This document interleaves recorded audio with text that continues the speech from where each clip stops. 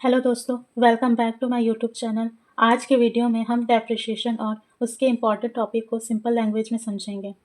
अगर आप class 11, 12, BCom या सीए फाउंडेशन के स्टूडेंट हैं तो ये वीडियो आपके लिए बहुत हेल्पफुल होगा।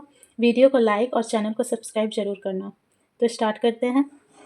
Depreciation refers to the systematic allocation of the cost of a fixed asset over its useful life due to wear and tear, obsolescence, and passage of time. It is an allocation of cost and valuation. In simple word, depreciation है क्या? किसी assets का value को हर साल कम करना। जैसे depreciation का मतलब होता है एसेट्स की वैल्यू को हर साल कम करना। जैसे मशीन, फर्नीचर, व्हीकल, ये सब जो होते हैं ये पुराने होते जाते हैं तो इसका कॉस्ट कम होता जाता है, इसी को डेप्रिसिएशन कहते हैं। और इसके कुछ इंपॉर्टेंट मेथड भी होते हैं। सबसे पहला है स्ट्रेट लाइन मेथड, जिसे एसएलएम कहते हैं। Equal amount of depreciation is charged every year. It is simple and suitable for assets with uniform use. इसमें जो डेप्रिसिएशन होता है वो हर साल एक ही अमाउंट डेप्रिशिएट करते हैं, एक ही अमाउंट को काटा जाता है, इसलिए लास्ट में जो एसेट का वैल्यू होता है वो जीरो हो जाता है। जैसे मान लेते हैं एक एसेट्स 1,00,000 का है और उसका ईयर 10 साल का है और डेप्रिसिएशन 10% हो रहा है। तो अगर हम उसका डेप्रिसिएशन निकालते हैं फर्स्ट ईयर के लिए तो ये 10,000 होगा और यही 10,000 पूरे 10 साल तक चलता रहेगा और एंड में उसका अमाउंट जो है वो जीरो हो जाएगा। सेकेंड होता है return down value method, WDV। Depreciation is charged every year on the book value of the asset.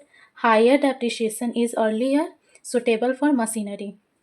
इसमें डेप्रिसिएशन का अमाउंट जो होता है वो हर साल कम होता जाता है।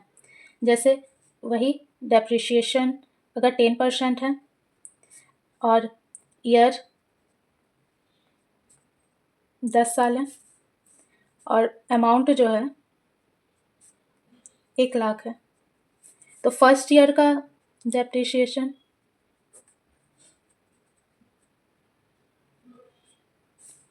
10,000 आएगा। तो इस 10,000 को हम 90,000 से माइनस करेंगे, सॉरी 1,00,000 से माइनस करेंगे तो आएगा 90,000। और फिर अगला साल जो डेप्रिसिएशन निकलेगा वो 90,000 का 10% निकलेगा, यानी जो अगला साल का डेप्रिसिएशन है वो 9,000 आएगा।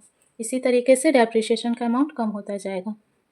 थर्ड है annuity method, considers interest on capital investment, annual depreciation charge remains constant.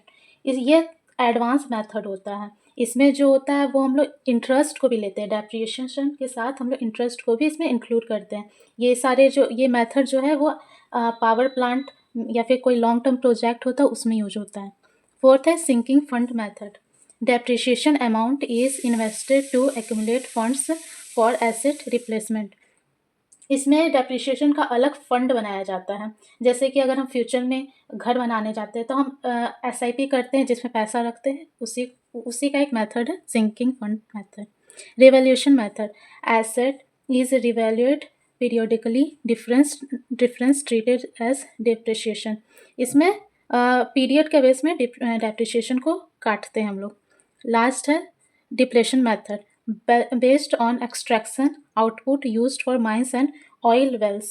Depletion method हम उस चीज़ों में यूज करते हैं जो ख़त्म होते जाते हैं। जैसे कि ऑयल है, ऑयल का माइंस होता है तो वो ख़त्म होते जाता है, ऑयल पेट्रोलियम ख़त्म होते जाता है, डिप्लेट होते जाता है, तो डिप्लेशन मेथड वहाँ पे यूज होता है। तो यहाँ पे मेरा डेप्रिसिएशन मेथड कंप्लीट होता है। अगर वीडियो अच्छा लगा है तो like, share and subscribe. Thank you.